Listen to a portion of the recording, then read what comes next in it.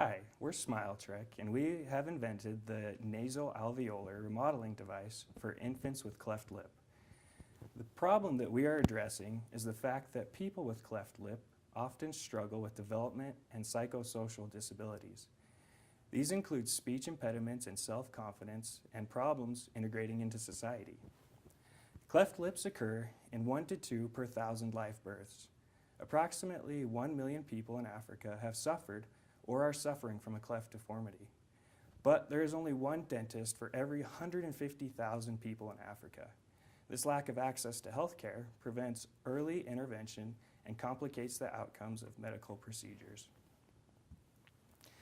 Early intervention devices are administered shortly after birth and help shape the craniofacial region to prepare for reconstructive surgery.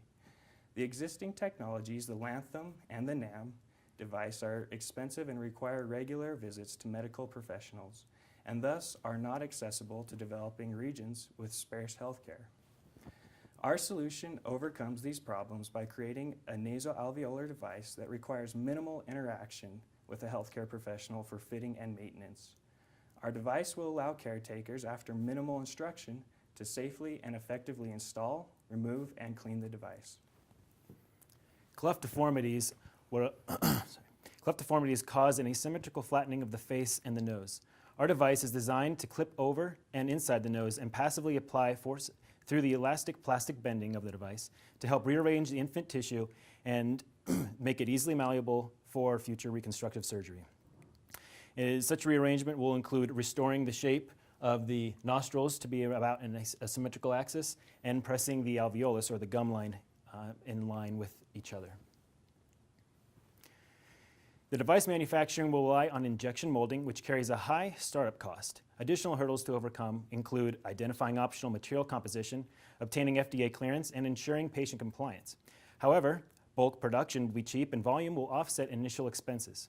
We will also be able to apply much existing and medically approved material development to our technology. Importantly, the development will be aided by the assistance of medical professionals who have expressed the need for a device such as this. Our device will be marketed to and distributed by charitable organizations. There are about 50 such organizations worldwide dedicated to the need of the growing population of those with cleft lip deformities. For example, in Africa alone, there are 10,000 children born each year with this deformity. It is unknown what causes this, only that the growth rate is reliable. As the NAM and Lanthem devices are inaccessible to the market, our only real competition is the growth of quality, accessible healthcare.